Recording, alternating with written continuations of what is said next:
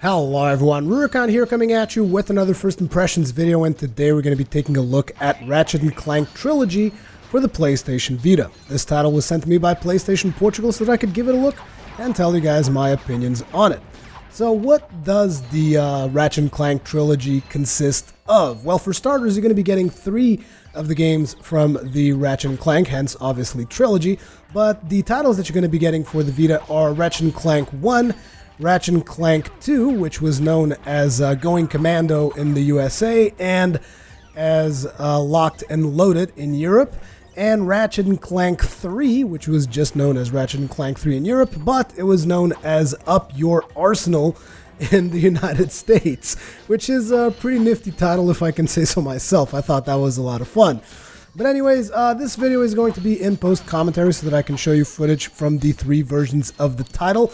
This footage is obviously being recorded from the PlayStation Vita, so the stuff that you're watching on screen is clearly not going to look as good as it would look on the screen of a PlayStation Vita because, I mean, essentially it's being stretched out and all that other stuff. Let me just tell you, the title looks fine on the PlayStation Vita, despite the fact that the footage that you guys are watching right now probably looks a little bit jaggy and, you know, the usual consequences of stretching the gameplay footage.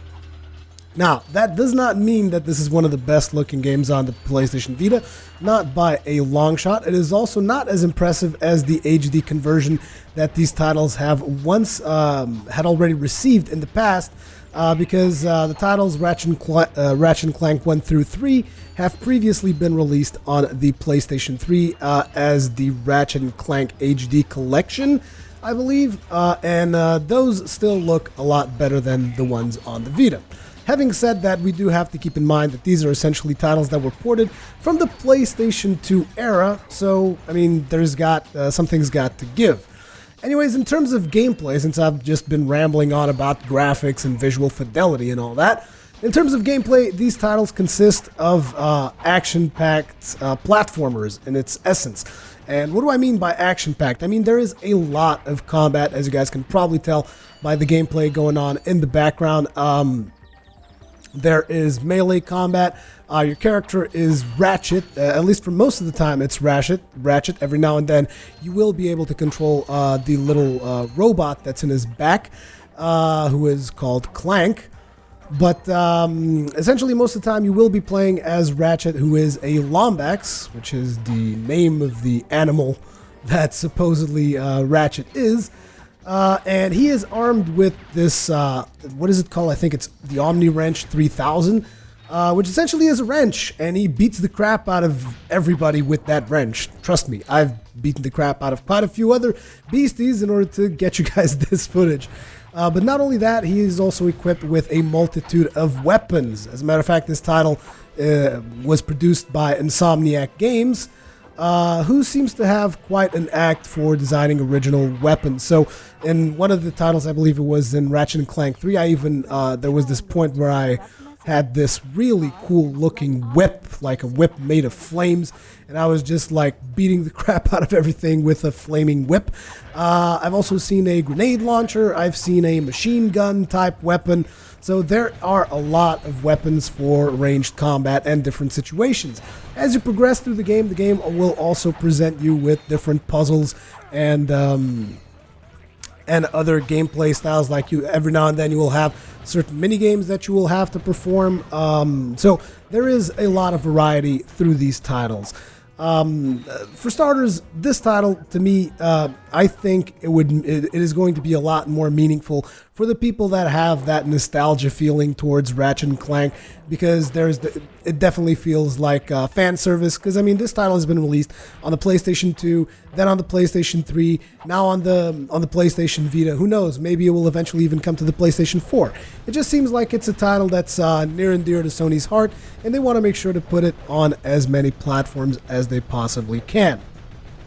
Now, having said that, unless you are really looking to play this particular title on the go, I did a little bit of research, and it seems that the PlayStation 3 version is a lot better because, I mean, it just looks better, obviously, and the Ratchet & Clank 3 still has the multiplayer, which is not the case for the PlayStation Vita version. In the Vita version, you do not have the multiplayer for Ratchet & Clank up your arsenal.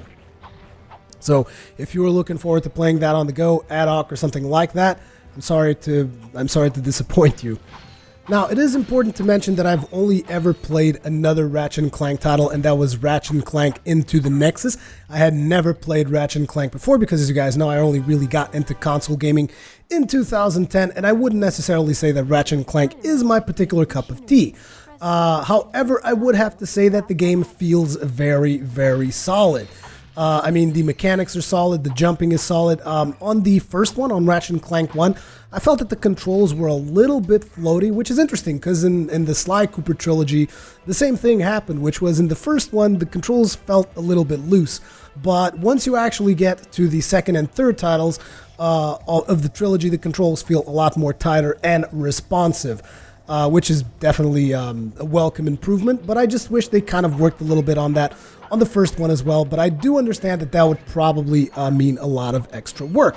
There is also the fact that these titles contain both in-game cinematics as well as pre-rendered cinematics, and while the in-game cinematics, the ones that are made with the in-game engine, they look fine, the pre-rendered cinematics look really dated, and they still have a 4:3 aspect ratio. So yeah, when you get to those scenes, the game definitely shows its age. But apart from that, like I said, the game just plays fine. The animation work is great. I really like the art style. You guys know that I am personally a fan of the cartoony art style. When developers choose that particular art style, I usually tend to like it. And that is not an exception in the case of Ratchet and Clank. I think that this is definitely a great addition to the Vita library because, I mean, if all you have is a Vita, it's great that you are able to play these older PlayStation titles, so to speak, because otherwise you wouldn't be able to play them at all. The mechanics, like I said, are solid. The game seems to be a lot of fun. You can beat them up with your wrench. You can also throw the wrench, as you guys are probably watching in the background. You can use rocket launchers, shotguns, machine guns. There's all kinds of crazy weapons that you can use. I've seen a flamethrower. And you guys will notice that I'm constantly collecting, like, screws and, I don't know actually the name of the other thing in English. It's kind of weird. But yeah, you're constantly collecting these little bits of screws and whatever. And those you will eventually be able to trade up at these vending machines that you find throughout the game, and you are able to purchase new weapons. Now, in Ratchet & Clank 1, you're just able to purchase new weapons, but in Ratchet & Clank 2 and 3, it also comes with a little bit of a light RPG element to it, which will allow you to upgrade the weapons that you purchase as well, giving them the different levels of effectiveness and so forth. If you're looking for a solid action platformer experience on the go, then you definitely can't go wrong with this particular title. I mean, if you enjoy the gameplay that you're watching on screen, the art style, the sound also sounds pretty good, actually. Even some of the sounds do sound a little bit dated because they weren't really remastered for higher fidelity. I mean, that's just the way the games were designed back then, but they sound pretty decent still. And if you're a Ratchet and Clank fan and you're looking to play these older titles on the go, then once again, you can't really go wrong. If, however, you're not looking for an action platformer like the one that you're seeing in the background, and Ratchet and Clank doesn't bring all that much nostalgia to you, then there probably isn't really that much of a reason for you to get into it. However, if you like the gameplay that you've watched, like I said, it is a solid title, plays really good. The frame rate is not anything to really brag about, but it is solid. I think it's solid 30 most of the time from what I could tell. The animation work, like I said, I really like the animation. I really like the art style. The graphics look pretty good. On the Vita screen, yeah, that's pretty much it. As per usual, leave me your comments, feedback, all that kinds of good stuff in the comment section below. Thank you very much for watching, and I will see you guys in the next one.